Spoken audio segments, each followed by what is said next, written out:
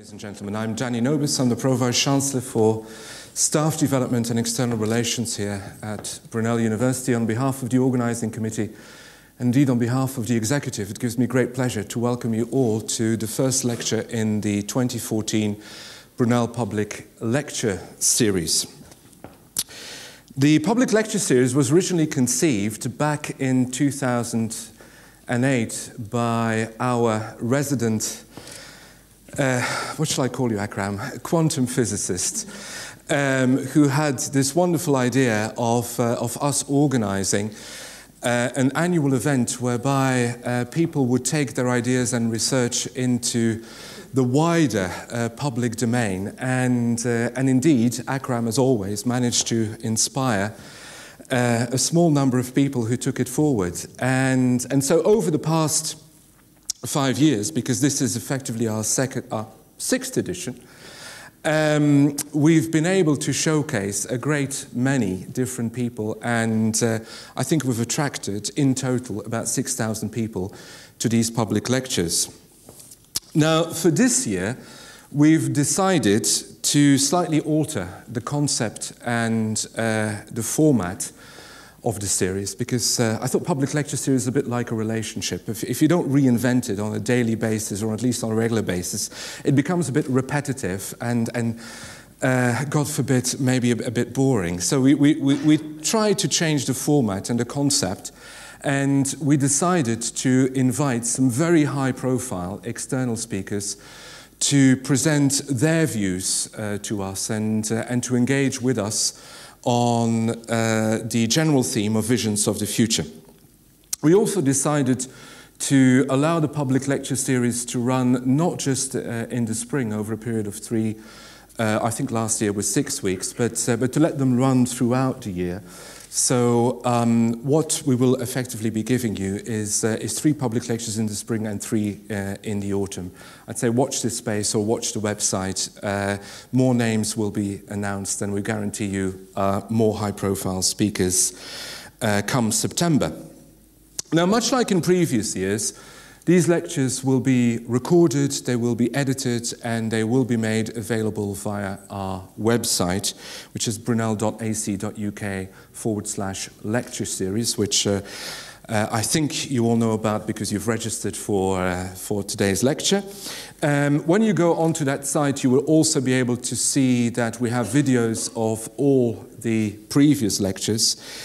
Once again, you can contribute to the debate here by posting a message on Facebook. That's facebook.com/Brunel University, or via Twitter using the address @BrunelUni and the hashtag Brunel Lectures 2014. Now, if you haven't seen it already, I'd also like to invite you to the Beldam Gallery, which is on the other side of the central atrium here, where we are currently having an exhibition called Thirst, which is really about showcasing the work of a number of very talented emerging artists. And I have to say, it's very interesting and very impressive what these young people, some of them have only just graduated really, have been able to produce. Now, tonight, ladies and gentlemen, we are incredibly fortunate to have the author of a Bible as our guest speaker.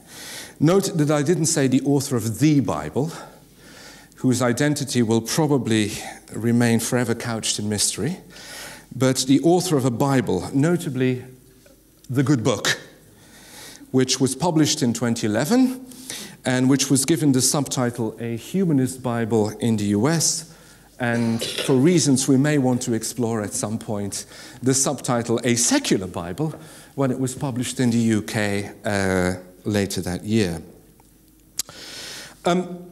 Over the past 200 years or so, I really do believe that the place and the function of religion in society, especially in Western society, has changed. As the Canadian philosopher Charles Taylor pointed out in A Secular Age, I think that's 2007, there was a time in Western history when it was virtually impossible for people not to be religious, or when they would only be able to express their atheism at the risk of severe punishment. But these days, I think we could say that religion, faith, belief are just one amongst a great many options that humanity is being given. Now, partly, no doubt, on account of the fact that it's become more acceptable than ever before to expose the faults and the fallacies of beliefs, be it religious beliefs, scholars and scientists over the past 10 years or so have been quite vocal exposing religion as an illusion. Maybe it's also partly on account of the fact that the mass mobilization of religious beliefs has often resulted in violence, that we've had these quite vehement critiques of religion. Starting in 2007 with the publication of Richard Dawkins' famous The God Delusion, scholars and scientists over the past 10 years or so have indeed become more vocal about the dangers of religion and haven't hesitated on occasion to designate it as a form of psychopathology, or if not, as a social symptom in its own right. Now, following on from the Good Book, which, as I said, was published in 2011, tonight's guest speaker, ladies and gentlemen, made his own contribution to the God debate. I call it the God debate, right? When in March 2013, roughly a year ago, but it's not his latest book because he's incredibly prolific, he published The God Argument, The Case Against Religion and for Humanism, whose title, I think, in itself indicates sufficiently where our speaker's preference lies and how the Good Book should be employed, not as an alternative religious text, but as a secular source of humanistic wisdom. Now, when A.C. Grayling suggested that he talk about the future of secularism and religion tonight, I was involuntarily, although some people would say it was just my unconscious, reminded of two other good books by the good old Sigmund Freud. Notably, The Future of an Illusion, published in 1927, and Civilization and Its Discontents, published in 1930, in which the so-called father of psychoanalysis was under no illusion that religion was definitely an illusion, but maybe a necessary illusion, or at least an illusion with a future. Insofar as Freud argued it would reduce the constant Weltschmerz, the famous spleen, the mal de siècle, as the French would call it, that we as human beings constantly experience in civilization. A society, of course, that ironically we ourselves created. And to follow Freud, that insofar as religion gives meaning to life, promises a better life, or relieves us of our inner sense of guilt, may indeed have a future. Reflecting upon Freud's words and reading some of our guest speakers' books, I really wondered whether humanism, or indeed any other source of established wisdom, wouldn't essentially fulfill the same role, and therefore equally qualify as an illusion. Or more provocatively, I wondered whether it wouldn't be better or more realistic to accept the meaninglessness, the bleakness and the absurdity of life than to rely on another form of wisdom, religious, spiritual, or humanistic. And I hope that we will be able to discuss some of these questions later tonight. Now, ladies and gentlemen, tonight's guest speaker was until 2011 Professor of Philosophy at Birkbeck College, University of London. He's now the Master of the New College of the Humanities, and he's the author of more than 30 books, the most recent one, which I haven't read, on friendship. I'm very much looking forward to that.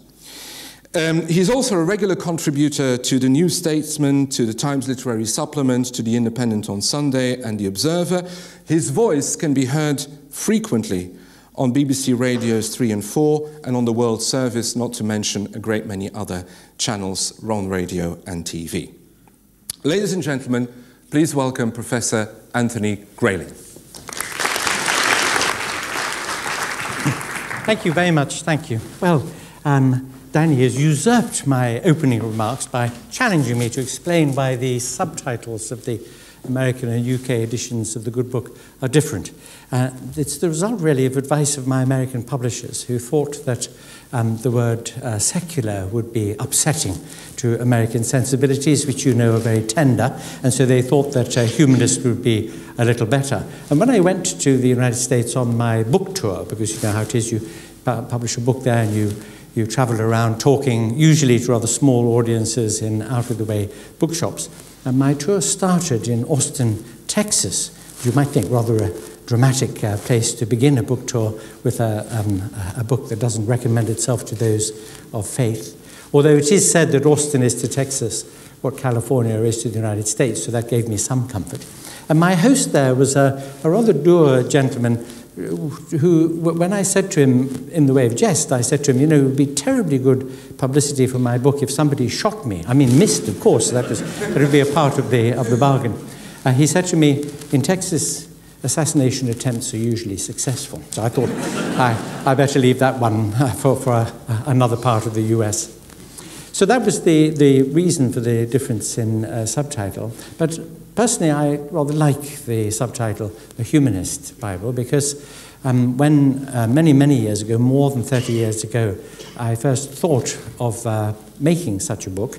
And I thought of it, by the way, because at the time when I was doing graduate studies at Oxford, I was struck by the great difference. There is a very wide difference indeed between ethical outlooks which premise themselves on the idea of a divine revelation or of a metaphysics which includes divine beings in the universe, transcendent beings in some way with an interest in us, and those ethical outlooks that don't, the kinds of ethical outlooks that stem from classical antiquity and the debates that we learn about in the time of Socrates and Aristotle and the post-Aristotelian schools. And the thought passed through my mind that if only the makers of the Bible of religion, who after all were quite numerous, they had taken a number of different texts from different traditions and woven them together. There are at least 4 different sources or authors, for example, of the book of Genesis, one of whom uses a singular, Yahweh, another uses a plural term, Elohim, which means the gods. And these stories, as you know since you were all reading Genesis in the bath last night, you'll remember how often they replicate themselves to at least 2 versions of every major story in Genesis. That if only the makers of this text, the Bible of religion, woven together from so many different sources, if instead they had gone to the philosophers and the historians, the poets and the letter writers, and taken from their non-religious sources texts offering inspiration, insight, wisdom, consolation, commentary on the human condition, without any reference whatever to the commands of deities or to the promise of an afterlife. If instead they had focused just on human realities in this our world, what a different book would have resulted, and perhaps what a different history would have flowed from there being such a book. And then when I had that thought, I thought, somebody ought to do it. And then my next thought was, damn. Well, more than 30 years later, I finally completed the task, and it was a very, very productive one, because as I read and chose and worked on the texts that I'd chosen to put together in this book, so many ideas, many insights were prompted, and lots of other things I wrote came as a result of that endeavour. And I chose to make it rather like the Bible of religion in format, as the Bible of religion does sometimes present itself, like, for example, the King James Bible. In chapter and verse, it's a very accessible format, invites people in who can read short passages, and in particular if there are texts which are inspiring or uplifting or consoling, people can meditate on them. So I used that format too, that was the main reason. But a secondary reason was that the book offers itself as something that could and should stand alongside other works that have the same ambitions or pretensions, and that people could see that here, if one collected together, edited and redacted and paraphrased and wove into a great texture, the insights that our forebears in the human story have offered us, that it might be something of tremendous value. One thing that reviewers complained about, like mad, was that I didn't give any references to the sources of the texts that I used. And there were several reasons for this. One was that not a line in it is untouched by the editorial hand that put them together. Some of the lines were written by the editor himself, so it would have been complicated. Every page would have been studded with superscripts, and the book would have been twice as long with a set of references at the back because so many of the texts are a few lines from here and a few lines from there. But the main reason was, well, very easy to see. Go to the National Gallery or the National Portrait Gallery and watch people as they walk around and notice how much more time they spend reading the little notice at the side of the painting than looking at the painting. Now, what I didn't want people to do was to be chasing up references. I wanted them to read the text and to think about what it said. And that was the main motivation for it. Now, I'm going on far too long about the good book. It is, I think, a good book, not because of anything that I did particularly, but because of the sources from which I drew it. And there is an immense wealth, a great treasury of wonderful insight in our in the story of our civilizations, and I try to draw from those sources, at least some of those sources, and put them together into this book to say, here is another way of portraying our human condition. And it's a matter that interests me very intensely and personally, humanism. I am myself a humanist, even officially. I'm the Vice President of the British Humanist Association, for example. But humanism is not a doctrine, it's not a teaching, it's an attitude.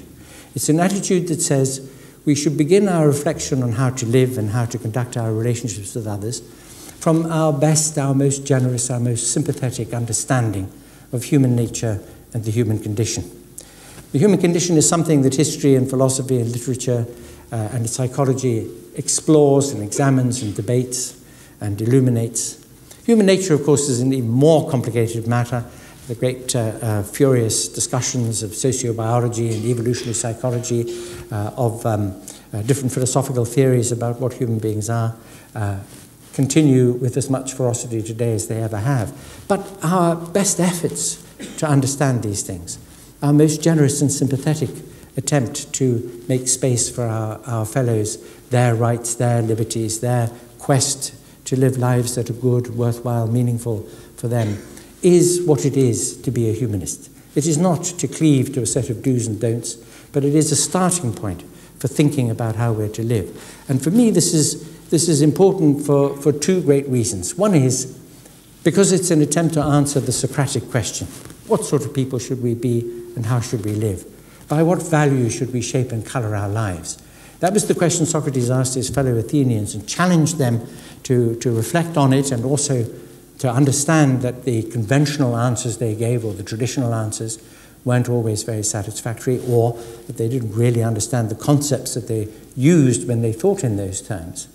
But the other thing is that it was an assumption made by Socrates and by the whole ethical tradition, 2,500 years and more old now, in which humanism consists, that there is not a one-size-fits-all answer to the question, how should we live and what should our values be? But there are as many answers to the question, what makes a life meaningful, as there are people to ask and answer that question. I mean, I'm very often asked by cab drivers here in London what I do. I tell them there's a pause. They're thinking to themselves, what the heck does a philosopher do when he gets up in the morning? I mean, they know what plumbers and doctors do, but do philosophers do this? The answer is yes, by the way, but that's what the cab driver is asking himself. And then they invariably say, well, Governor, what's the meaning of life? And I say to them, I know the answer to that question, much to their surprise. And they say, well, what is it then? And I say, it's what you make it. The meaning of your life is what you make it. And that simple answer is a profoundly deep answer, because it is the answer that has been given by some of the very greatest minds that have addressed it since the time of Socrates. But you notice the importance of that answer. The importance of that answer is each of us has the opportunity to find meaning in life. Indeed, if you think about Socrates' challenge, each of us has the duty to reflect on life. You know, Bertrand Russell said, most people would rather die than think, and most people do. And this is the great tragedy of humankind. But if one accepts the challenge, the invitation, the duty to think about oneself, achieve some degree of self-understanding, and then think about how one can make a contribution, how one can best relate to others, then one is thinking about the individual kind of good life that could be forged by reflective endeavor. And that, as I say, is sharply contrasted to the idea that all ideologies impose on us, whether they are the ideologies of politics or the ideologies of religion, which say there is a great truth, a great right answer, one way in which we achieve salvation, one right route for everybody to follow. And that marks, of course, the division in a debate which, as Danny has pointed out in recent years, has become rather bad-tempered.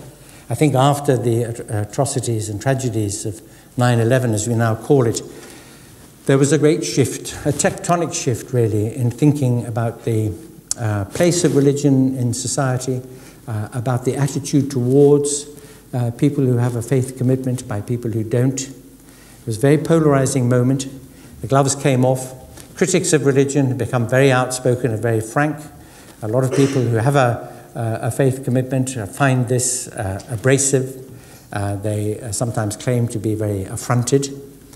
They have to be reminded, I suppose, we sometimes say, those of us on the other side of the argument, that there was a time in the history of these quarrels when those of faith didn't bother to argue with those who didn't have a faith. They just set a match to their toes. And of course, nowadays, the debate, fortunately, takes a rather different complexion. It's one where we can hurl arguments at one another rather than sticks and stones, so we hope.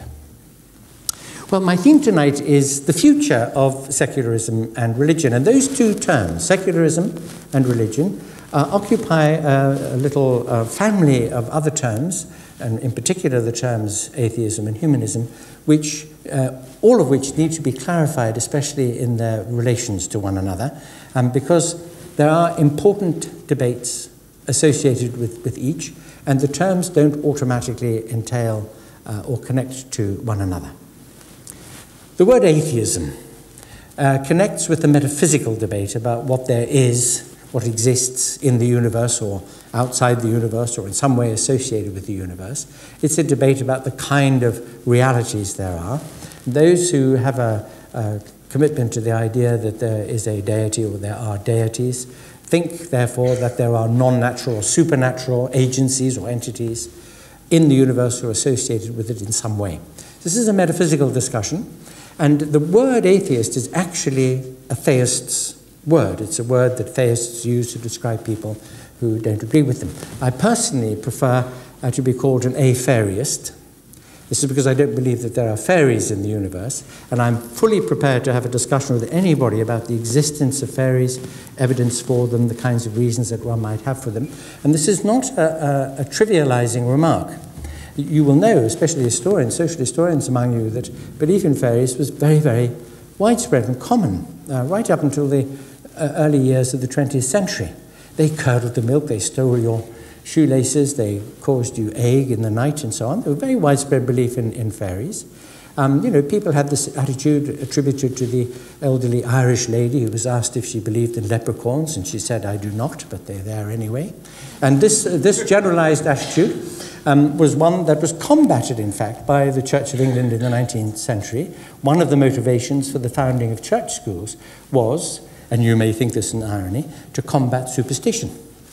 Well, the claim to be an atheist is one which invites people to shift the debate about the existence of supernatural entities onto a ground where the arguments are a good deal clearer, because there is much less weight of history and of doctrine and of an established church and ancient traditions lying behind the metaphysical issues that are at stake. I also sometimes wish that I could call myself a naturalist, in the sense of somebody who believes that the universe is a realm of natural law. But then, of course, people think you take your clothes off and run around the woods at weekends, so that can be misleading. So perhaps the old-fashioned term free thinker is the most descriptive. Somebody who doesn't have a particular pre-existing childhood indoctrinated or traditionalist view of matters, as sometimes the case with the great religions of the world. So that, the atheism-theism debate, is a metaphysical debate. Quite differently, the secularism debate is about the place of the religious voice and religious institutions in that part of the public square where public policy matters are debated and decided. Secularism is sometimes described as separation of church and state, but of course It's not just churches, it's also religious bodies and movements or bodies of sentiment. That's why I prefer perhaps the more general term, the religious voice or religious attitude, and what place it should have in the public square. Now, I think a sincere-minded and sober-minded secularist should be a person who says, of course, religious voices have their place in the public conversation. They have a point of view, they have every right to put that point of view.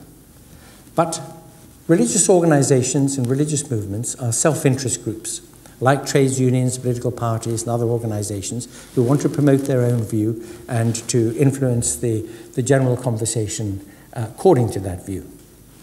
But for historical reasons, the religious voice has been given a massively over-amplified place in the public square. Here we are in England, where something like 3% of the population go on a regular weekend basis to a church service. Of course, there are a lot of other people who are C of E in the sense of Christmas and Easter, but that's a slightly different matter. And that body has 26 bishops entitled to sit in the House of Lords. In fact, they don't all sit there at the same time, although some, when they retire, get life peerages and do sit there. There are at least 4 religious programs on the BBC, publicly funded broadcasting service, every day of the week. Senior figures of the Church of England are present at major state occasions. There are prayers said before the sittings of both Houses of Parliament, for example. And this is an organisation whose actual constituency or footprint in active, practising members of the church is very small in our society now, because despite having an established church, we are functionally a secular society. And one might ask whether this has a deleterious effect sometimes on public policy debate. And I know for a fact that it does, because for a number of years now, I've been a patron of Dignity in Dying. It used to be called the Voluntary Euthanasia Society. And we have repeatedly drafted and introduced bills seeking decriminalisation of assisted suicide or legalisation of physician-assisted suicide for people who choose it and who have a settled conscious desire for help to end their lives if their lives are intolerable. And these bills have been blocked on every single occasion in the House of Lords where they've been introduced by Lord Joffe and others, and almost always as a result of the contribution made by representatives of one or another religious attitude in the House of Lords. And this one small example, I could cite others, but for something like a quarter of a century, polling in this country, in England and Wales, has shown more than 80% support in the public for a relaxation of the laws against assisted suicide or against physician-assisted suicide. I should think almost anybody in this room would like a euthanasia, which simply means a good and easeful dying. We would, if we were in a horrible medical condition at the end of life, be very pleased indeed if we could be helped peacefully and painlessly to leave our lives. Most people live far too long, not because they wish to, but because their families want them to. And this right, this entitlement, is one that I think we would all like, even if we never exercised it, given that the vast majority of us would like to squeeze every living moment that we can. So that would just be one example of how the presence of influential bodies, religious bodies, given an inflated influence in the public square, can distort and delay progressive evolutions in our society.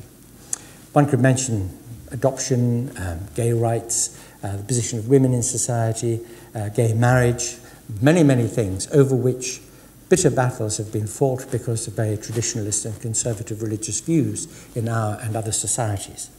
So the secular argument is that whereas the religious voice should, of course, be heard in the public arena, nevertheless it should take its place in the queue along with other organizations. If religious bodies were not given the privileged position that they are given, the amplifier, the megaphone that they're given in the public square. If they had to fund themselves from the voluntary subscriptions of their members, if they didn't have charitable status, if they didn't have seats as of right in the House of Parliament, and so on, then the nature of that voice and the degree of its influence would be very different. And that is what the secularist argues. So secularism is quite different from atheism. It's quite natural for atheists to be secularists, but of course there are religious secularists. Indeed, secularism was an invention of the church. Back in medieval times, the church, then the Western Christian church, or indeed Christendom as a whole, was very jealous of its prerogatives, and it didn't want interference from temporal powers, and therefore wanted separation of temporal and ecclesiastical powers. And secularism was therefore an invention of the church. Of course, what it wanted was the state not to interfere with it, but it was very happy to keep interfering with the state. So that asymmetrical relationship remains to this day. So secularism different from atheism. Then the third thing, as I already mentioned, humanism, which is a matter of ethics. It's a matter of how we live, our attitude to life, our approach to it, and the living of it. And the humanist outlook is one which starts from a non-religious basis. That is, it starts from the point of view of trying to understand ourselves and our world, and to think from there towards ways of living, ways of relating to others, which are premised on this existence in this lifetime that we have.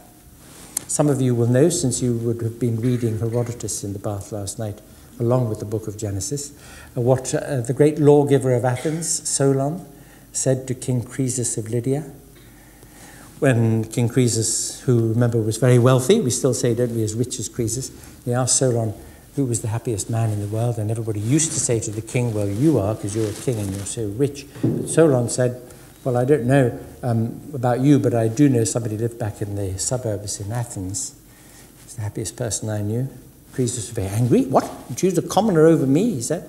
Solon said, yes, because I don't know whether you are truly happy. By the way, in those ancient times, happiness was, as Aristotle has it in the concept of eudaimonia, something flourishing and active and something involving movement towards the realization of goals.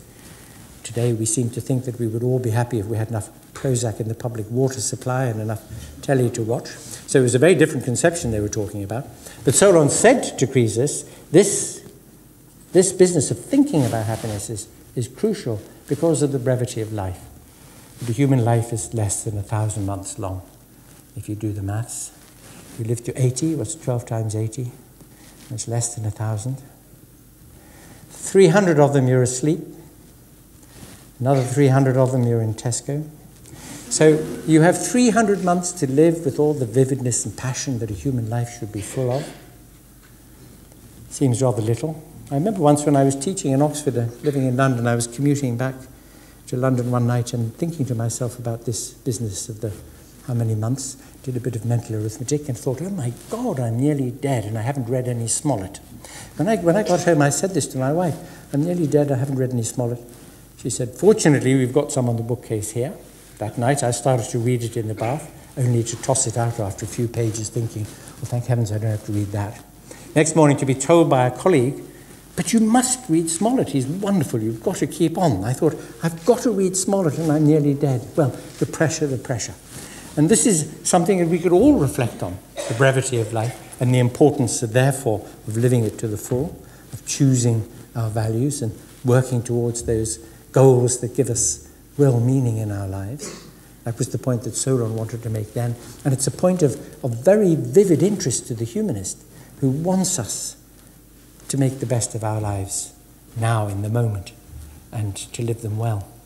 And to use those 300 months.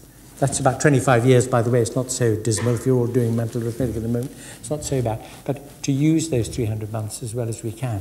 And that is the great impulse. That humanists believe in the possibility of the good, despite all the trials, difficulties, and dark stretches that afflict us in our lives, but which ask of us that we be good neighbours to our fellows in the human story. So that's humanism. And you can see atheism, secularism and humanism are therefore separable things, even though they do have some natural connections. If you're an atheist, you're quite likely to be a secularist. You're also quite likely to be a humanist. There are religious humanists, of course. It's slightly oxymoronic notion now because humanism has moved away from religion. No longer do we think as the great Erasmus of Rotterdam did, as a humanist of the Renaissance, but with a sincere religious commitment also. These terms change over time. So those are the important distinctions between those three terms. And the final term in our cluster, the term religion itself. And this is the one which is least easy to explain for the following reason. The etymology of the term is a Latin word, religare, which means to bind. And before the religions of personal relationship, Christianity and perhaps Islam as well, became so dominant and influential in our world because of the globalization of Europe in the last 6 or so centuries. And before that time, religion wasn't anything like the way we think of it now. It was mainly a public affair. There were, of course, the mystery religions, but they introduced this great difficulty that we have in separating the concept of religion from that of superstition. And they are two very different things, because they have two different psychological origins. But religion in the classical world was a public matter, a matter of binding together the community on the premise of the binding vows of the community with its deities, as it were, the larger household gods of the community. And the great public processions and festivals in which citizens took part as a statement of their commitment to the ideal of the community, those religious festivities were the ones that early Christians, for example, refused to take part in, and which made them therefore susceptible to the then filthy name of atheists. They were called atheists because they wouldn't subscribe to the public religion and be part of the communal story. That gives a very different cast to the idea of religion. The idea of superstition is quite a different one. If one may generalize massively, and with great apologies to the Chinese people whom I know well, have written about, lived among, taught and learned from, the Chinese are a very superstitious people, but they are not a religious one. There are no gods in their tradition. No, the concept of Tien, the concept of heaven, is rather like the Stoic concept of the logos, of the order of things. In the case of the Stoics, a rational order. In the case of the Chinese tradition, an established order to which things must conform rightly. If you go back to Confucius and you look at the reason why he thought the rites were so important in the tradition, it was because of the idea of conformity between the universal order and the activities of mankind. But this was not a personal god, it wasn't even a god. And the great atheist traditions of Indian thought, the fact that Buddhism in its original form, and still today in its small vehicle form, Theravada Buddhism, is not a religion, doesn't have a god. The Buddha begged his disciples not to make him one and not to turn his teachings into a religion.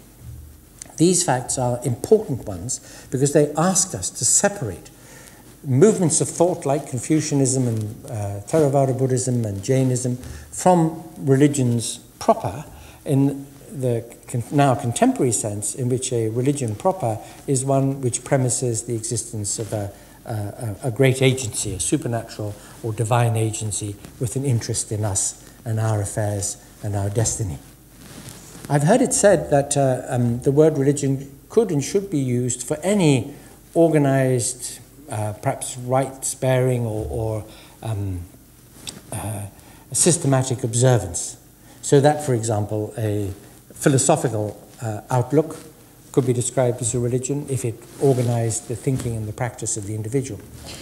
But to use the word religion so copiously is to lose an important element of what is distinctive of the world's major religions, and that is the theism associated with it, the commitment of the existence of one or more deities or supernatural agencies.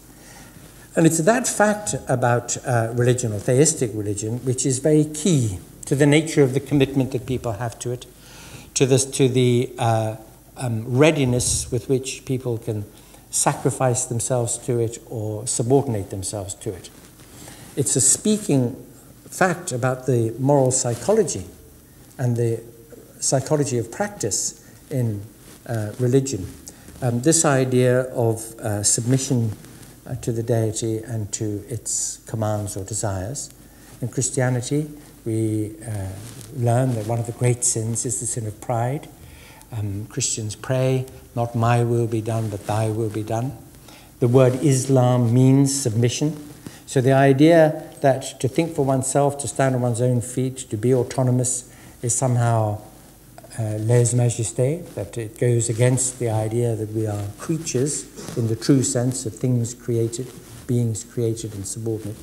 This marks another great difference in the ethical outlook that results from the metaphysics of a religious view, that there is an interested supernatural agency that asks something of us, and those metaphysical views which say the universe is a natural order of natural law, a universe in which we are responsible for thinking about our ethics, about how we live and what our values are.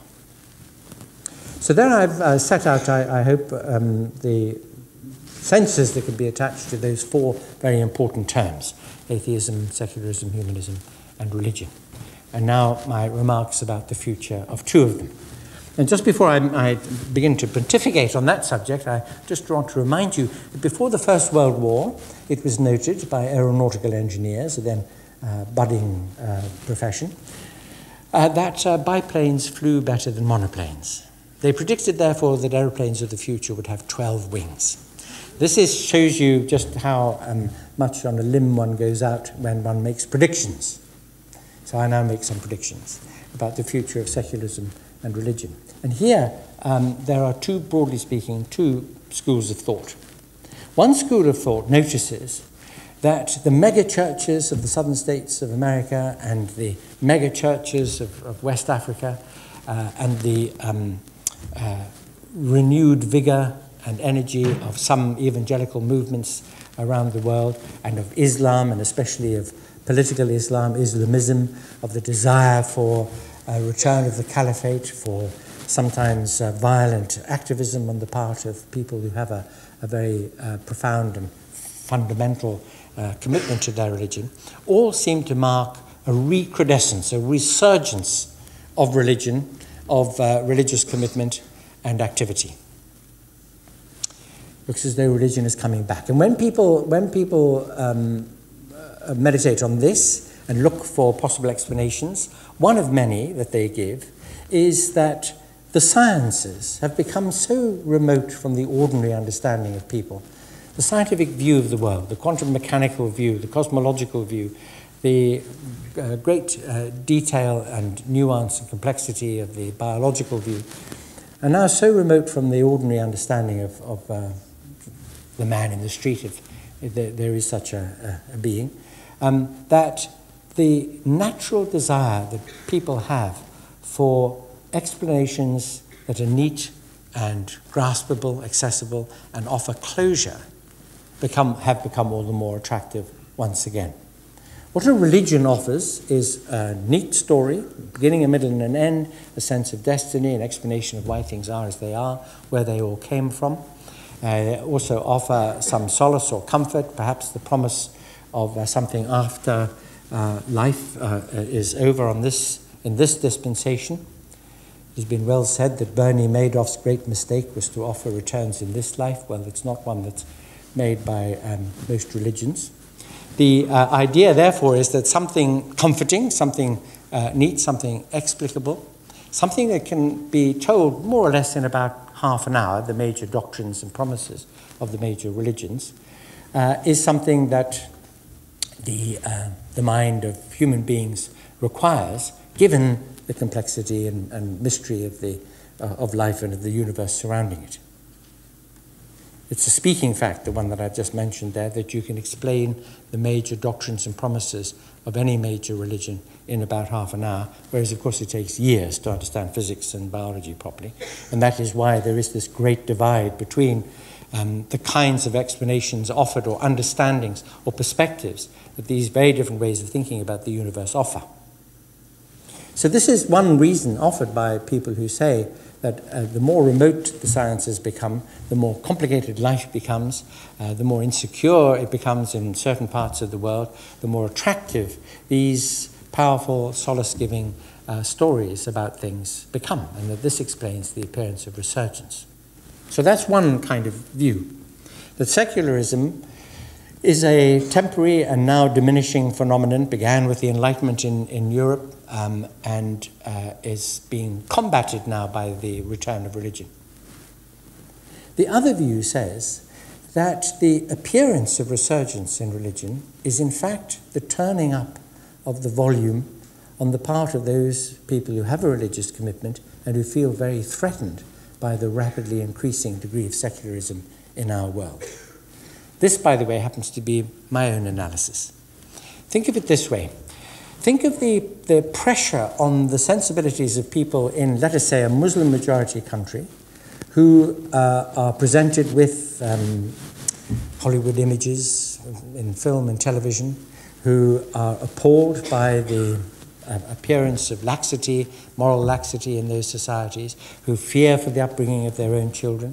I mean, imagine a father in a Muslim-majority country who sees a movie, Hollywood movie, in which young, attractive ladies run around in bikinis. He has some daughters of his own, and he's very anxious about the effect that this might have on them. And it may not be him, but it may be his son who goes abroad to study in the West, in Germany, let us say, or in America, who is directly confronted by this evidence and finds it very difficult to cope with, very difficult to straddle the two worlds and the ambiguities and complexities that it presents, and who might become angry as a result, feel affronted by it, feel afraid, feel angered by it, and who might therefore take action in response. This would be the result of the greater extension of a secular and pluralistic and diverse culture impinging on a traditional culture and a traditional way of life. Now, if you were to look for evidence for this in the world, if you were to look for numbers, look for sociological data that might support thinking that we're not seeing the resurgence of religion, but we're seeing those who have religion turning the volume of protest up at the world around them, you have only to look at the United States of America, where over the last quarter of a century and more, the Pew Center polling data on religious attitudes has shown a steady decline in religious commitment, especially in people under the age of 35. Something like 8 or 9% of people at the end of the 1970s claimed to have no religion. They're now, by the way, called nuns in the United States. That's N-O-N-E, in plural, nuns. They have no religious commitment. They sign the book, tick the box that says none in the polling data, hence nuns. They were about 8 or 9% at the end of the 70s. They are now approaching 20% at the last Pew data, and approaching something like 30% among under 35s. This is a major change in a country which was founded on religious principles, the principles of religious liberty and identity, and which retains, of course, its reputation as a place where religion flourishes mightily. It's big business in the United States of America, and where there are somewhere in the region, out of a population of about 310 million people, about 60 million evangelicals, who also, of course, are very politically active, usually on the right in politics. The current figures on people who don't have a religious commitment, people who are agnostic or atheist, is about 30 million in that population. So that would be 10%, and then the 20% is made up of people who have moved from Orthodox religion to the what might be called the feng shui tendency, or the there is something accompanied by a shrug tendency, usually en route to a viewpoint which has left those things behind altogether. So if these changes are happening in the United States, it's a kind of augury in a way for what's happening elsewhere. Europe, of course, has for a long time been a pretty secular arena, even though in some countries, in parts of Germany, for example, and in Belgium and elsewhere, Christianity still has an influence. In parts of Europe, Islam is a growing influence as well. But functionally speaking, countries of European countries tend to be premised largely in their constitutional political practice on a secular outlook. This suggests that the trend begun in the Enlightenment continues, that as societies become more diverse, more educated and wealthier, so they tend to become more secular.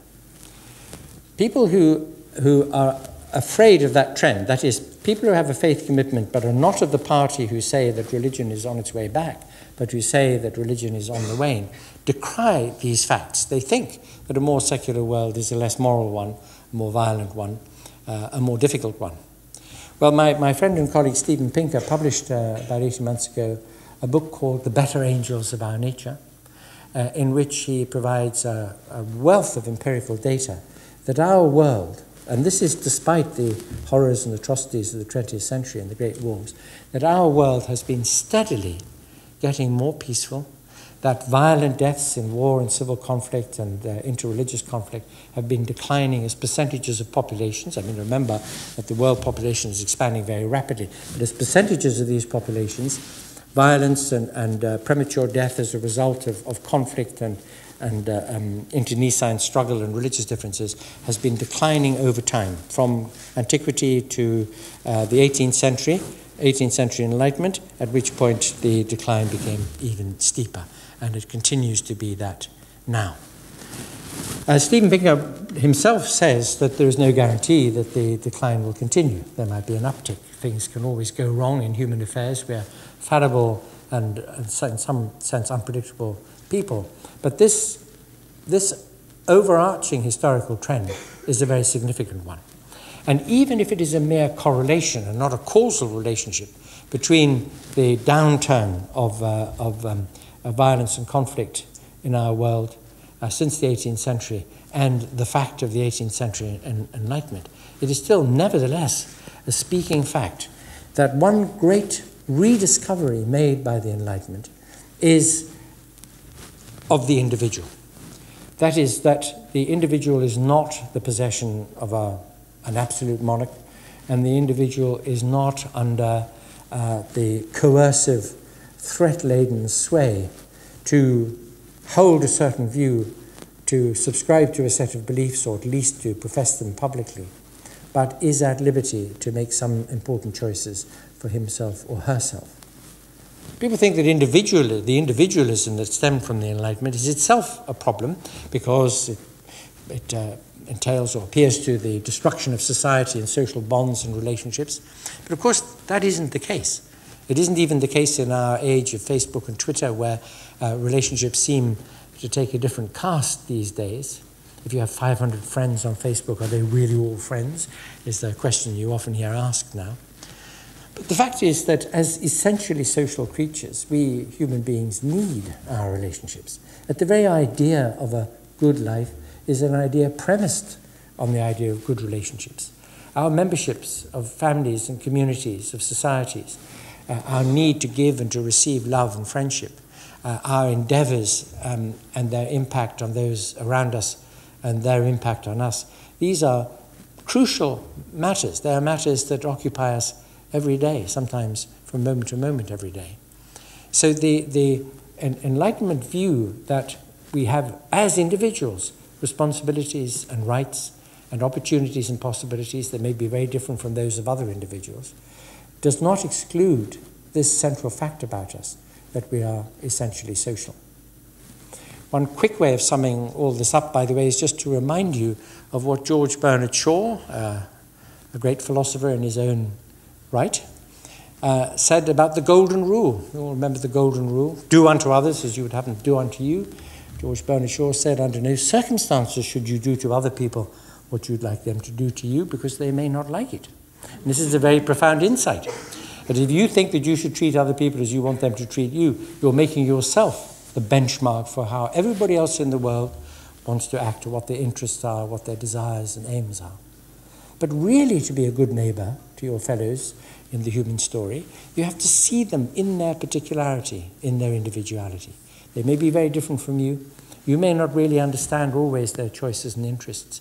But unless they do harm to you or to others, they have a right to live as they choose. This was the message, you will remember, because you were busy in the bath last night. You were also reading John Stuart Mill on liberty, so you remember what he said, that we must allow people their opportunity to live as they seek to live, providing they do no harm. The great harm principle enunciated by Mill, that you shouldn't interfere with other people's attempt to live a life which is good to live, which has good relationships in it, but allow these diversities to happen, he said, because all of them constitute explorations in the possibilities of good human lives. And it seems to me that that argument, the argument of the Enlightenment, the argument to which Mill is a contributor, to which Shaw is a contributor, to which the increasing secularizations of advanced societies is itself, that process is itself a contributor, is towards increasing secularism and the diminishing role, not the increasing role, but the diminishing role of religion in the lives of societies. It may not be so readily obvious in the lives of individuals, so there are, again, in absolute terms, many, many more individuals who find that they can live with energy, with vigor, with ambition, with interest in their fellows, with great commitment, and without premising it on the idea that this is what's required of them by the God they worship, or by considerations of reward or punishment in an afterlife, or even in thinking, as some of the best do, that this is a response to the love that the deity has for them, that they should return that love by loving their fellows. But without any of those premises, there are good atheists and good secularists. There are institutions and organizations premised on a secular outlook that do their best in this world. I've seen it myself. I have the great privilege to be a representative of the Human Rights Council in Geneva for the International Humanist and Ethical Union, which labors mightily on behalf of women and children, educational rights and freedom of expression, in the interests of a world where minds are more open, more free, where there is less coercion from ideology, from society, from membership of a traditional group to think one way and no other, and to regard other people as wrong because they don't share that view. And I will end on this thought, that one great reason why I think the future for secularism is rosy and for religion less so curves going in slightly different directions, is the awareness that we at last are able to offer about the very origins of the nature of our psychologies of belief. Here is the story. This is a kind of Nietzschean genealogy, but it's one which is supported by a great deal of evidence that we have from contemporary Stone Age societies and from the mythologies of the world about how religion arose. That it arose among our very earliest ancestors as a kind of proto-science, that is, an attempt to explain the operations of nature in terms of the one thing that our ancestors knew best, which is their own felt capacity as agents. You can pick up a stone and throw it into a pond and make a splash. So you've caused something to happen in the world. Well, if there is thunder and lightning, if the wind blows, if the trees move, if the water flows, surely there must be an agency at work making it happen, causing it to happen. So it's a very natural thing to project the idea of agency into nature. And we see this. In one of the most beautiful mythologies of the world, the Greek mythology, we see the personification of these agencies in the form of the nymphs and dryads in the streams and trees, actually present in nature. There's Zeus thundering as he walks on the clouds and hurling the thunderbolt. Poseidon shaking the earth in the earthquake and making the tides move. Personifications of agencies which, with the stories associated with them, form an elaborate articulation of explanation and to some extent control, because if you can engage with these agencies, if you can propitiate them, if you can sacrifice to them, you may influence their behavior and therefore the way that nature works. You'll notice something, that as understanding of nature increased, so the agencies tended to move away from the trees and streams and up to the mountaintops. Olympus and other sacred mountains. Moses meeting God as a burning bush on a mountaintop. They remember that in Genesis, we're told that God was encountered as a burning bush, as a pillar of smoke by day. Perhaps a volcano god is connoted here. But at any rate, mountaintops are very sacred. And when people finally crept to the tops of mountains and found no gods feasting there, where did they go? Well, into the sky. Now that we know that no one way is up, because we live on a sphere, in a universe, they've gone beyond space and time. There's a kind of geography of the gods. They move further and further and further beyond the horizons of our ignorance as knowledge has increased over the many centuries and millennia of belief. And this too is a speaking fact. that whereas once the gods were creatures like ourselves, only with bigger appetites and greater powers, they have now vanished into ineffability. And that's perhaps hardly surprising. My own view is that our early ancestors, with these views about agencies, mistakenly one day ate a magic mushroom or consumed some fermented grain unbeknowingly, or had an epileptic fit or a nightmare, and thought that they had encountered these agencies, that they had broken through the veil separating the agencies from ourselves, and interpreted those experiences as contact with the gods. Secretly, I suspect that it was some bloke, and I'm sure it was a bloke, who thought to himself, if I can persuade my fellow tribesmen that I can talk to these agencies and influence them, then I'm going to get all the money and the girls. And that the temporal powers, when they saw the enormous value that belief has, Plato himself said, hoi polloi, the rabble, should be encouraged in religious belief. It helps us to keep control of them. This idea the temporal powers have that if there is an invisible policeman or set of policemen who see what you do always, even when you're on your own in the dark, this has a great influence over behavior. And it's an interesting fact that in those societies where that view wasn't held, and that may be true of many of our contemporary advanced societies today, what happens is not mayhem. That human beings unaided by traditional beliefs are able to reflect ethically and act ethically on the basis of those reflections. I end with one anecdote. A friend of mine found himself sitting one day next to a Mormon at dinner. This is not very long ago, it was only about 18 months ago. In fact, the friend in question is Felipe Fernandez Armesto, a very earnest Catholic, I might tell you. He found himself sitting next to a Mormon, and he said in his inimitable fashion, with great respect, he said, which is something I don't think I would have said, but he said, with great respect, your religion is a very odd one and a very implausible one. Farmer Smith found the golden plates on his farm in upstate New York in the 1820s. Turned out the angel Moroni appeared and translated it. This is all about how Jesus had come to North America. There's something you would expect to happen, certainly. The Latter-day Saints had this revelation that the angel Moroni was able to tell them about. And Felipe said to this gentleman, he said, it's a very implausible story. And this gentleman, who was hungry and was eating rather busily, and who didn't pause in his eating, said, it won't sound implausible in 1,000 years' time. Well, that has, I think, a message for us when we think about the great swells and transitions of belief systems in our societies, how they become very dominant. After all, think that when the Emperor Constantine said that Christianity is to be regarded as equal with all other religions in the empire, and in less than a century, all the other religions had been banned and Christianity was dominant. And by the time of the high medieval period, the church was everything in society. There was no oxygen for anything else, completely dominant. In the early history of Christianity, apologetics, the apologetics of the church fathers was an important exercise. This was the attempt to explain and persuade. But when you have temporal power, you don't need to persuade and explain because it's illegal not to believe. You just execute if people won't believe. And then that power fades, and over the centuries it has faded increasingly, especially since 17th and 18th century, scientific revolution and the Enlightenment. And it is that dynamic of history that I think, and I may be being an optimist here, means that secularism will continue to spread in our world. It may take many decades yet. We may be in for an uncomfortable time as secular forces find their way into societies which still have very deep and sincere traditional commitments.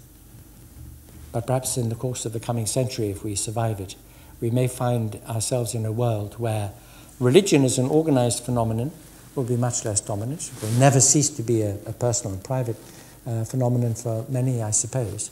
But secularism as a default, I think, and hope, is on the increase. Thank you very much.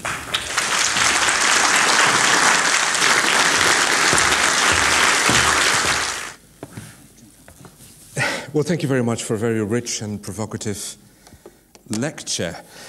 You said at the beginning that the good book wasn't very well received. And I read through some. I didn't say that at all.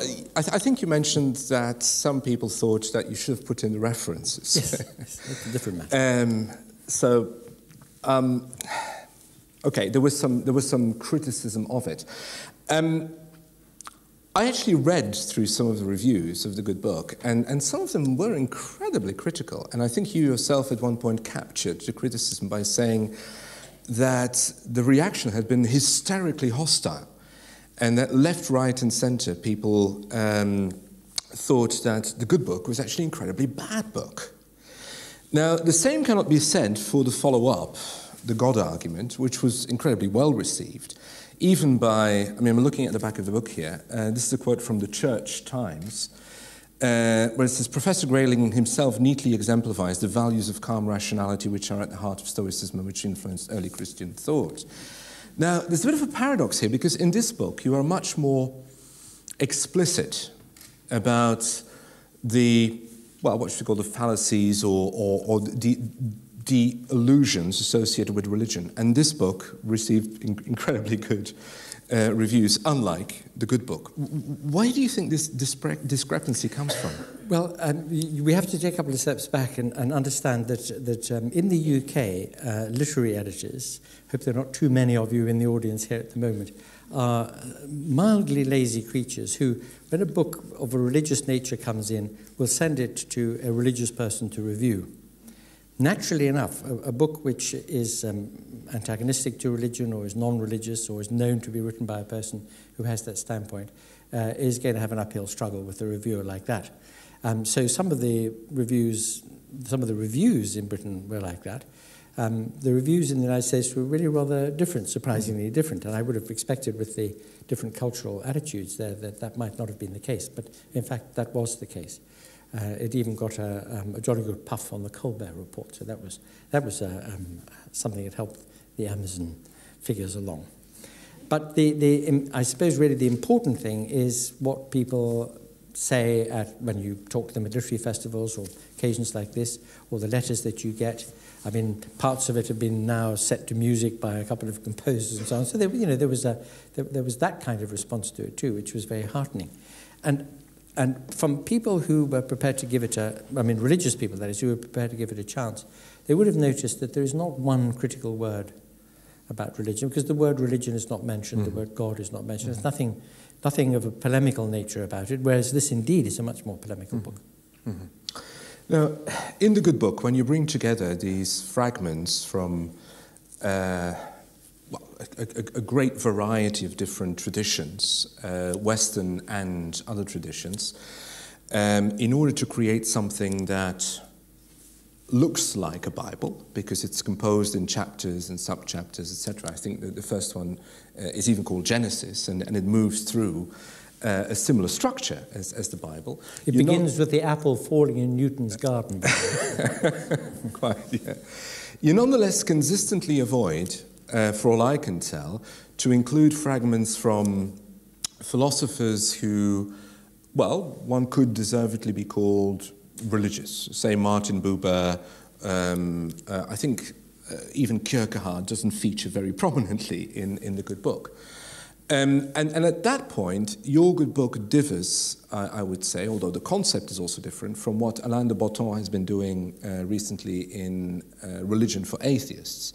So is it that you don't feel that those religious philosophers actually have important wisdom to offer, or did you have another reason for excluding them from your collection? I had a criterion of inclusion, which was that the texts in question were not claimed to be religiously inspired. The texts themselves didn't claim to convey the wisdom, the instructions, the insights of a deity, and had nothing to do with promising rewards or punishments in an afterlife. So they addressed specifically the matter of being human in this world, in the presence of a human lifetime. And so quite a few people who were quoted, Newton, for example, I quote, and others, themselves were very religious. After all, Newton spent more time trying to crack what he thought was the numerological code that the Bible, the religious Bible, consisted in, than doing physics and mathematics. So he was certainly religious, but I quote him in it. But not passages which have an explicitly religious purport. So that was my criterion. And for that reason, people who were explicitly religious writers, like Kierkegaard and Buber, I kept out. Mm-hmm. Mm-hmm. Now, in your lecture, you distinguish between secularism, humanism, and atheism. I think it's fair to say that you yourself would position yourself as a humanist philosopher. I found it rather strange to see that in the God argument, you start with a quote from Seneca, which I mean, for me, it's a Stoic, or rather not the most immediately recognizable representative of the humanist tradition. If only because Seneca has clearly also inspired a lot of Christian thinking afterwards. What made you decide to There's no surprise in that fact, of course. I mean, people must remember that Christianity became dominant over the European mind about 4 centuries, perhaps 5 centuries into the story.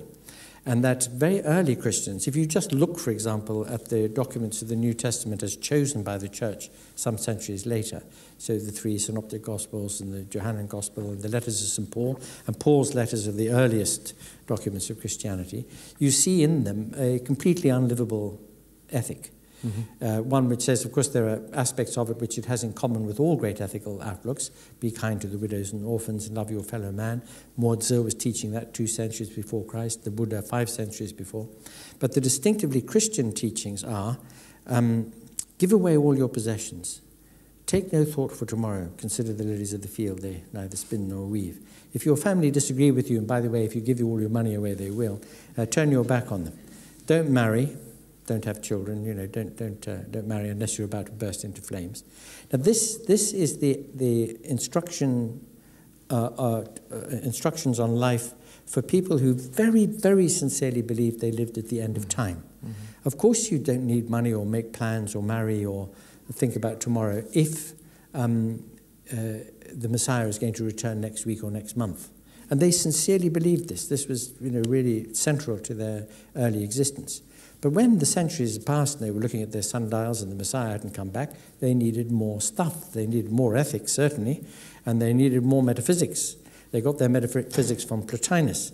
St. Paul had taught that he was a Jew, and he taught that when you die, like the Jews thought, your body went into the ground, and when the trump sounded, the graves would open, and out you would come. St. Paul says with the new body, this is the one bit of St. Paul I like, because I want a 6-pack and a tan, when I come out of the grave. And he said the saints won't corrupt, that means they won't rot in the grave. But when 4 centuries later they were starting to move the saints into the churches for relics, they found they had rotted. So they needed a different story. It wasn't that they weren't saints, like Zosima and the brothers Karamazov, but that their immortal souls had gone to heaven. Now, where did the teaching of the immortal soul come from? From Plato, from Platonism. Right. Sure. Where did the ethics come from? You're dead right, from Seneca and the Stoics and other people. Because Christian ethical teaching was so thin, it needed to import quite a lot of the thinking of the traditions before its time. Don't forget that the humanism of the Greek philosophical schools predate the dominance of Christianity in Europe by 1,000 years, or nearly, from the time of Socrates to the time that the church became the sole religion of the empire. Mm-hmm. Mm-hmm. Now, you stated in your lecture that humanism is an attitude. Is it something we can learn? How does one acquire the values of humanism? Well, one can be encouraged to it. One can be given the reasons why it's an attitude profoundly well worth having. I described it as an attitude of sympathy and generosity to other people. If one pieces together many of the humanistic insights, like the one I quote from George Bernard Shaw, for example, like the idea that there are many different ways in which people can make their lives good to live and good in their impact on other people. Remember that the oracle at Delphi had over the entranceway the adjuration to know yourself. Know thyself was the Delphic injunction. And this is the importance of this is that when one has some degree of self-awareness or self-understanding, which is the great achievement of analysis, for example, or of an education in which one plunges one's hands and mind into the conversation that mankind has had with itself, that humankind has had with itself in literature and history and philosophy. the self-understanding that one might achieve, and it might be the work of a lifetime to achieve it, nevertheless, helps one to see how one might live and how one might engage with others. That there would be many, many different ways of doing this. And this is the great beauty of it. Because of the variety and diversity of human nature and human possibility, one wants to allow that. One wants people to be free to do this. This is why inculcating religious orthodoxies into small children seems to me a wicked thing to do, because it closes down for them or makes it very difficult for them when they start to try to think for themselves later about how they might do this, how they might achieve that degree of flexibility and freedom of mind which will allow them to apply their self-awareness to the projects that might make life good for them. And there will be many, many such projects. This is why, by the way, freedom from religious coercion or religious proselytization, the freedom of children from religious indoctrination, are human rights issues, in my view. I mean, at that point, I was very moved by what you said about your position with reference to assisted dying. Clearly, you're not just a humanist, you're also a philosopher. And you're a philosopher who is recognized as a public intellectual and someone who participates in a great many different debates. Do you believe it's important for a philosopher to occupy that role? And when you do you really believe that philosophy can, to quote Boetius, can bring consolation? Oh, philosophy certainly can, but I don't think that it's the role of the philosopher to pontificate and tell people what to think and how to live. Rather, everybody should recognize that they are philosophers. Everybody in this room is a philosopher. Everybody in this room has discussed in the pub the rights and wrongs of abortion and how they should vote and what they should think about life and whether there is a God. Everybody will have the experience of how much cleverer they get as the evening goes by and how more right they become. But those discussions are philosophical discussions. And it's actually the idea that philosophy belongs to everybody, that everybody should be reading the philosophers, that this debate that we've had with ourselves as a species is something that everybody should participate in, was once an assumption. I mean, David Hume and René Descartes and Aristotle, it didn't write for professionals, sure, other professors of philosophy. I mean, I've been as guilty as any of my colleagues in contemporary and recent philosophy, which is now a new scholasticism, a new technical discipline. You have to have a very, very long training in it to be able to understand all those long words like marmalade and corrugated iron, which these books are full of. And I've been guilty of that, and I'm sorry that I have been. But these great figures in the tradition wrote for their educated fellows, that it was part of the debate. And anybody with any degree of self-respect would want to know about it and be party to it. So it's not that a philosopher should be teaching his fellows what to do and think, but that is that everybody should be a philosopher and everybody should be thinking. This is the force of the remark I quoted from Russell. So many people, too many people, try to escape the responsibility of thought. They want other people to have done their thinking for them. They want other people to have decided what's right and wrong and how we should live. And it's quite hard to work it out for yourself, that's for sure. When I described Socrates' challenge, he wanted to sting people into realizing that when they talked about courage and confidence and goodness and rightness and justice, they didn't always know what they were talking about. I mean, it's a classic example, those of you when you hasten home this evening and take down a copy of the Meno by Plato and read this wonderful illustration of how Socrates did his work. Meno, rich young man on a business visit to Athens, and in those days no TV or bingo in the evening, so he went to discuss with Socrates a burning issue of the day, which was, is virtue teachable? This was because the teenage children of the citizens of Thebes and Athens and Corinth, drinking too much ouzo, staying out late at night, getting pregnant, stealing chariots. I mean, we can thank heavens we don't live in those ancient times. And they all wanted to know why the upstanding citizens couldn't pass their virtue on to their teenage children. And Socrates said, I don't know. And Meno was absolutely amazed. What? Why don't you know? And Socrates said, because I don't know what virtue is. And Meno said, but are you really Socrates? How can you not know what virtue is? Socrates said, well, I don't. Do you? Meno said, of course I do. Socrates said, thank God, I've been looking for somebody all my life. Well, you can see what happened next. I mean, every effort that Meno made to try and define virtue was completely demolished by Socrates, who said, when Meno said to him, Socrates, you're like a stingray, you've stung my lips and tongue, I don't know what to say. Socrates said, good, and now that you know that you don't know what you're talking about, we can begin to make progress. And that was his main, confusion is the beginning of wisdom. This is the great moral. And we wanted to show that people were confused about what they thought, and they really had to get down to thinking about it. But of course, most people go to the frozen food warehouse of ideas, take out a frozen pizza. I remember Bridget Keenan once saying that she saw a menu in a Kazakhstan restaurant which said pizza with complications. Well, this is what people want. Take the pizza out of and eat it because somebody else has cooked it. Somebody else has come up with the ideas, and it just explains everything for you, and you don't do it yourself. Well, the great irony of the Meno is that on the one hand, Socrates doesn't claim that he knows what virtue is, but on the other hand, in the process of extracting the knowledge from Meno, he shows what the virtue is of this epistemic obstetrics or whatever you're going to call it, right? Because he extracts, exactly. Yeah. I think at that point we can open it up to the audience. We have a good 25 minutes. Any questions? I'll take a first question here. Thank you for what is ultimately a very optimistic view for secularism. For those of us who are humanist secularists, but after we put I guess what comes next is assuming that we manage to put away the memic pathogen of religion. What would come next? I think the debate, I described it as a bad-tempered quarrel at the moment between those who have and those who don't have religion. I'm very proud to call Richard Dawkins and the late, much lamented Christopher Hitchens, Sam Harris, Dan Dennett, people like that, as friends, as personal friends.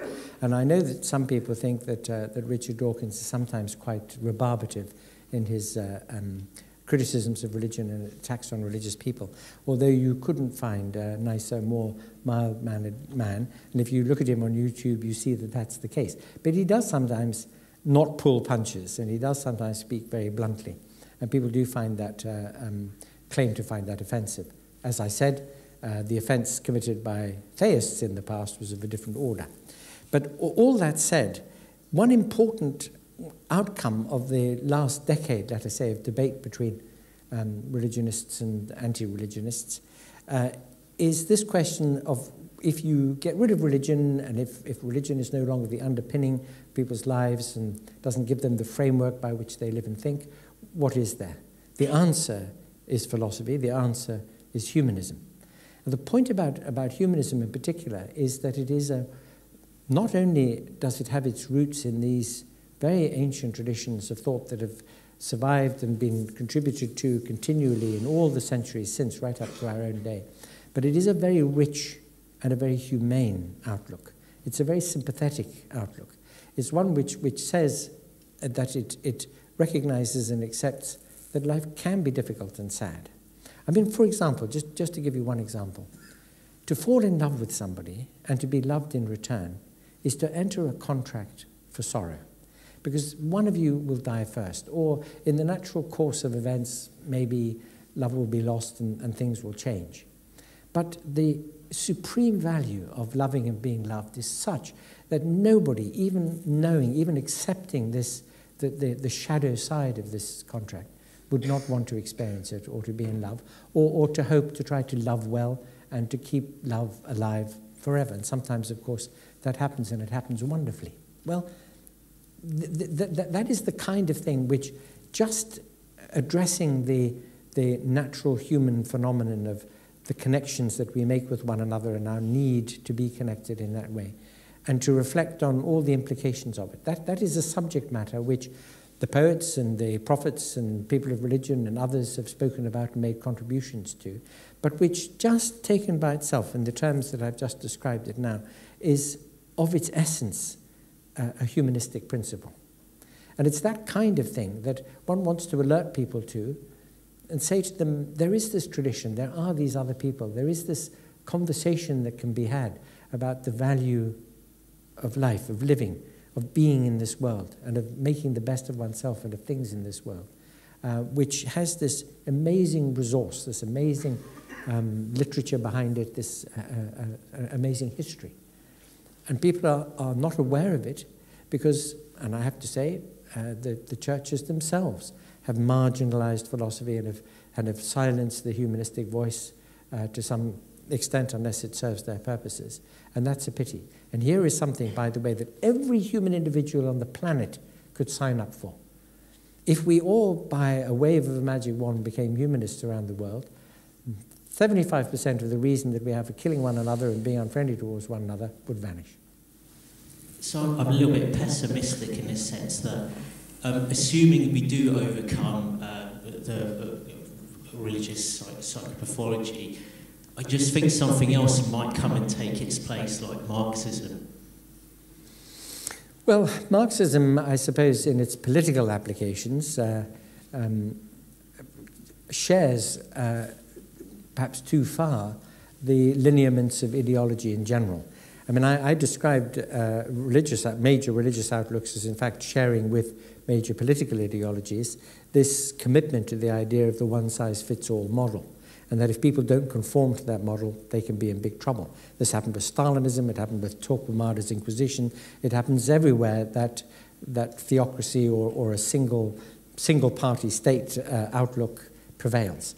So the idea of civil liberties, of human rights, of diversity and plurality in society, those sorts of small L liberal conceptions which are associated with Enlightenment thought are, of course, the counter to any kind of monolithic ideology that wants to impose a single overarching structure on us, and in particular on our minds. So that's where our hopes have to lie, that we can keep people different from one another in the relevant respects and recognizing our commonalities in the other relevant respects. Thank you. I'll take a question up there and then I'll come to you. Good evening. Professor, how do you see the future of secularism in the Muslim world, especially after the Arab Spring? For example, countries like Egypt, Tunisia, and currently Syria, which Bashar al-Assad himself is a secularist, and the masses are struggling to remove that. Can I just point out something? The people of Syria wants Bashar to be removed. And there are reasons for it, because secularism was not part of history in Syria. Islam was part of their history, and a lot of the masses today in the streets and a lot of the rebels want Islam to be implemented on them and not secularism. So what's your view on that? Well, it's a complicated and tragic matter. One thing that one notices in connection with the revolution in Egypt is that secular, liberal, educated elites who tend to be the vanguard of revolutions never inherit them. They make them, but the revolution is taken over by other more populist groups with very different agendas, and that seemed to be what happened in Egypt until the army stepped in yet again because it wanted to impose its own version of a secular solution to the difficulties there. The secularizing agenda of Iraq and Syria in the last half century or more since the revolutions in those countries has inflamed rather than solved problems about intercommunal tensions. Of course, the worst aspect of the tragedy in the Muslim world at the moment is that most violence in the Muslim world is Muslim-on-Muslim violence. And some analysts in the West now, perhaps wrongly, I don't know, but a theme is emerging that what's happening in Syria is a proxy war between the Sunnis of Saudi Arabia and the Shiites of Iran, and that the growing center of conflict is an intersectarian conflict within Islam itself. So I don't know whether this is true or not, but this, as an outside observer of the circumstances, is one of the themes that seems to be emerging. It may very well be that the internal dissensions and tensions that are being experienced in the Muslim world itself are one result of, or contribution to it is being made by the increasing secularism elsewhere in the world and the pressure of that on traditional sensibilities. In the course of my talk, I gave as an example how this might work, how people might be made very anxious in a traditional religious community by feeling besieged in a world where those sorts of values are no longer respected or adhered to. And when that does happen, there is a period of turmoil. I talked of the volume going up, of anxiety increasing, of perhaps the next few decades or this century being a very difficult time, a sort of bottleneck time, as these things work themselves out and as the new, increasingly secular dispensation takes hold. Some people here might be alive when it's over. Some of us won't be. Some of us, tragically, may not be because of it. Thank you. There's a question here. Thank you very much indeed, Professor Grayling, for a very interesting lecture. My name is Maria Galina. I'm a former student of Brunel. I recently turned towards spiritualism.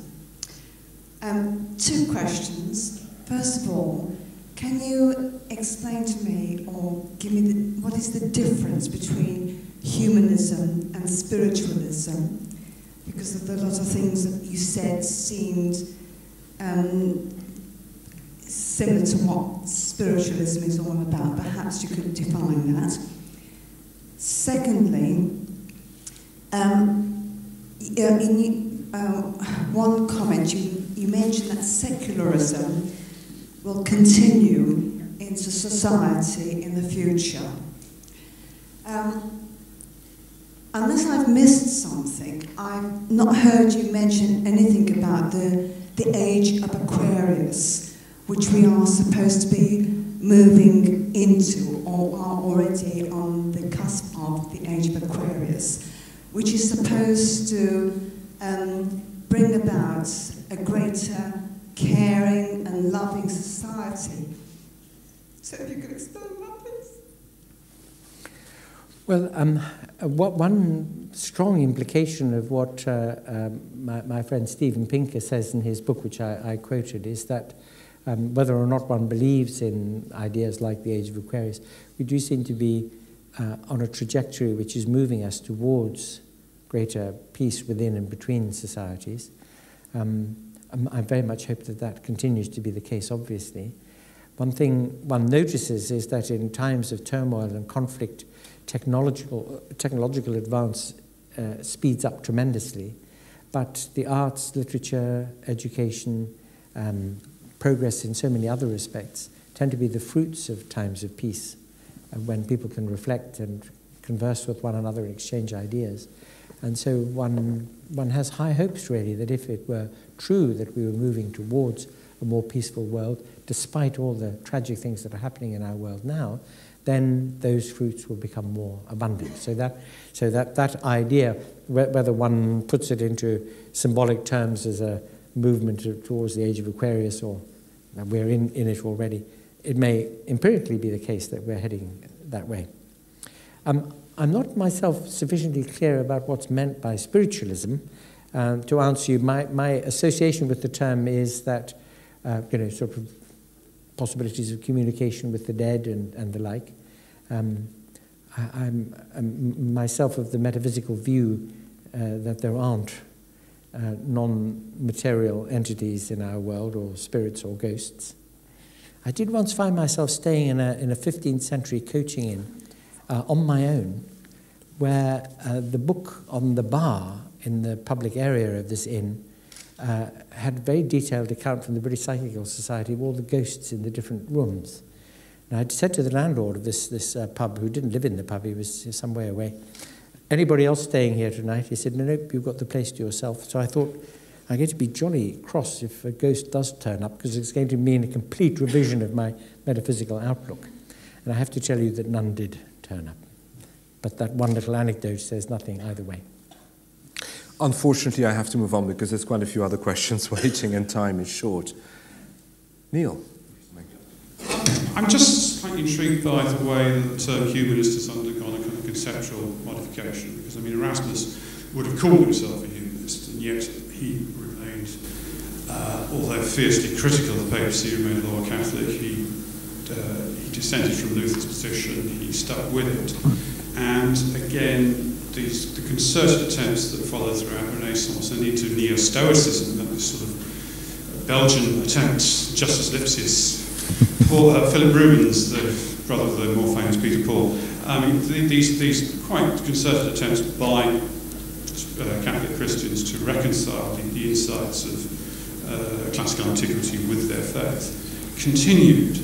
And it strikes me that what's missing in terms of debate in the last 30, 40 years is that province in certainly Catholic theology, which used to be called natural theology, i.e. according to people who use their reason correctly, the attainment of the cardinal virtues, faith, prudence, prudence, temperance, justice and fortitude, has completely disappeared. And now there is no middle ground. Between faith and non-faith, there is no middle. It's become completely ambivalent. And I wonder if that's actually what's made the debate that much more intelligent. And also that, in a sense, this kind of strand in European thought, I suppose, begins with, I think, Euthyphro, the dialogue of Plato, and is crystallised in Kant's autonomic and heteronomic codes of moral conduct. You know, autonomic involving your own kind of self-legislation, heteronomic involving the avoidance of external sanctions. That obviously was able to be propounded in those centuries, but now religious bodies see that very much as a threat. And I'm wondering if, in fact, this debate has been made much more fierce by the fact that religious apologists can't quite accommodate ground which their forefathers in previous centuries would have done. Well, you pack a lot into that question. My answer to the very last of the points that you make is yes. To the very first of them, the point about the concept of humanism had its place in the Renaissance, where indeed the phrase religious humanism would not be an oxymoron. It's correct. I mean, it was really very much the hope, the aim of a number of Renaissance humanists to reconcile the attitude of the attitudes discoverable in the writings, the rediscovered writings of classical antiquity with Catholic orthodoxy or church orthodoxy. That's true. But the sense in which that outlook, the antique outlook, and church teaching are incommensurable or at odds with one another, grew and grew, so that the adjective finally dropped away. Religious humanism and humanism came to be associated with the secular outlook. In a way, had there been a sort of William Hazlitt figure around in the 14th or 15th century, that is, somebody with the clear-sightedness and prescience to see which of the two elements here married in the concept of religious humanism would survive, would probably have noticed something very speaking about the contrast between the Renaissance and the immediately preceding high medieval period, when the church was so dominant. A great deal of the literature and almost all of the art of the high medieval period was devotional. The literature was very often of the contemptus mundi form. This world is a vale of tears. We just managed to hang in there and survive. We'll get into our posthumous felicity if we don't sin too much. And the art of the period is focused on the great moments in the Christian story, on the Virgin herself, and so on. Compare that to Renaissance art and literature, to the poetry, the music, the paintings.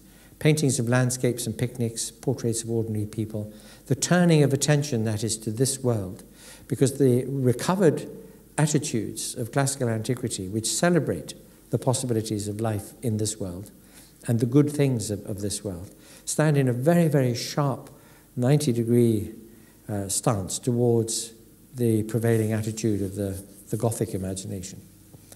And humanism has its birth and its life in the latter attitude, not in the earlier attitude. And that is why ultimately the two attitudes turned out to be inconsistent.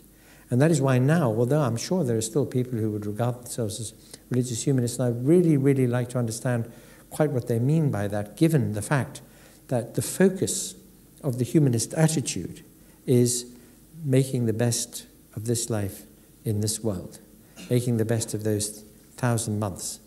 And that the fact of death, the fact of the end to our consciousness, or the end of the existence of people we care about, is a very important ethical fact. It's a fact that gives shape and part of the meaning to the endeavours, to our endeavours in this time that we have. I'll take 2 more questions. Justin, I think you were first. Thank you. You mentioned those who take offence at some of the ideas that you put forward. And I wonder if philosophy and science has in fact a duty to offend. Well, that's a very good question. I think sometimes any system of thought does. And claiming to be offended should never be an answer to being offended. And a slightly sort of tangential point is that we have in our legal system today the criminalization of attacks on people because of their religious affiliation. Now, if you think about outlawing attacks on people or discrimination against people because of their age or their disability or their sex or their sexuality, you see the point. But religion is something which, even though it's very difficult to get rid of it or may involve complications to choose it, is a matter of choice, ultimately, rather as your political stance is, and therefore ought to be as subject as your political stance to ridicule or criticism or offensive remarks. The offence sometimes given by science is of the kind that Darwin's theories gave to his contemporaries and successors, the realization that we are kin to the rest of nature and that we are primates, or that cosmology gives to people who think that this planet is at the centre of the universe and the centre of universal attention. It's a horrible blow to human egoism to find that we're on a modest rock around a modest sun in a little corner of just one galaxy among trillions. So these are very offensive things, and it may very well be the truth when it is clear and when it is spoken is going to upset somebody. Let it. I'll take one more question, but I have at least 4 hands, so the power. I think you were first in the blue T-shirt. And my apologies to all the other people. Thank you. Just as a background, I'm a physicist and a Christian, which is where I'm coming from. Hi. One thing that I'm struggling to reconcile with your position is the freedom of choice for all individuals with some things you were talking about as human rights, such as you were talking about euthanasia as an example and indoctrination of children religiously. And I think that those kind of things are going to have different opinions based on people's metaphysical point of views, religious point of views. And how does humanism reconcile the freedom of everyone to choose their own paths for meaning, and yet still assert that certain things are basic human rights? Does that make sense? Yes, it's an interesting question. The way in which what we share with one another as human beings, our commonalities and our shared interests, and the diversity that there is among people, different interests and tastes and hopes and objectives. These two things are intensely subjects of conversation between us all the time. They are the very matter of our personal relationships and of our political conversations. One objective or objectivizing basis that we have for thinking ethically about our general responsibilities to others comes from rather simple general facts about us. For example, most of us don't like to be cold or hungry or in pain or locked up in a cage or maltreated or prevented from being able to form relationships with others. So these are very, very general facts that tell us something about how we might behave towards our fellows. Not just because we wouldn't like to be treated in those ways ourselves, although that does figure in it. It figures in it in giving us some sympathetic understanding of how it might be for others, but because we have a provably natural impulse towards our fellows in the human story, given these natural biological facts about us and our kinships. I can prove it very easily in the following way. Supposing you see somebody standing next to a wall, on top of which there's a teetering pile of bricks, and you see that something happening on the other side of the wall is about to tip that pile of bricks onto that person's head. What would you do? Now, I think independently of who that person is, what religious symbols they wear, what ethnicity, what gender, I think anybody, almost anybody, would cry out a warning as soon as they saw the danger. Of course, there might be a slight doubt about it in this iPhone camera age, and somebody might think, oh, this is going to be interesting. So maybe that's making a moral change. I don't know. But generally speaking, people would instinctively call out a warning to another human being. And I put that fact alongside the following. Our newspapers are full of war, strife, conflict, murder, mayhem, atrocity. Full of the terrible things that are happening in the Middle East today, for example. Why? Why are our newspapers full of them? The answer is because they're news. That the majority story about human interaction, in every city, town, village, everywhere in the world, every minute of every day, is ordinary courtesy, kindness, cooperation, people getting on together. You only have to look around a town or a city to see the fruits of cooperation. Buildings and streets and buses, generally speaking, running on time, water supply, electricity, and so forth. The majority story about human beings is sociality, the togetherness and cooperation between us. Minority story is the story that fills our newspapers. And those stories upset us because, generally speaking, we don't like to think of children going hungry or people being bombed or turmoil, impoverishment, lack of any ordinary human living chance for people. Now, these are important facts about our commonalities. But it's also an important fact about us that we are different. Remember the life of Brian? Where Brian tells the assembled mob, we're all different. And one person says, I'm not. Well, this is an example of how we can reach out to the pluralism of human reality and recognize that, you know, not everybody's hobbies here will be other people's hobbies, not everybody's tastes or sexuality or interests or aims, ambitions, hopes will be the same. And that is where the demand on us to respect the other, to respect the autonomy of the other, providing we all observe the harm principle as far as we can, and to do it sincerely. I mean, it's very easy to say, well, I'm doing my best, but couldn't help murdering that person, but anyway, I was doing my best. You can't get away with that. But the idea of a sincere or authentic endeavour to do one's best in that respect is what we can ask of each other, legitimately. I feel that the discussion could go on for at least another half hour or so, yet unfortunately we need to draw the evening to a close. Thank you all for your contributions. Please join us on the 10th of March for another talk as part of this series by David Willits on the future of higher education. And then the third one for the spring part will be on the 7th of April. That's when we have Lord Winston talking rather mysteriously about meddling with the future. You do have to register because this auditorium does only take 380 people, and we want to make sure that we can keep an eye on the numbers, but I do hope that you can join us there. It leaves me to thank Professor Grayling for an absolutely magnificent lecture, so please join me in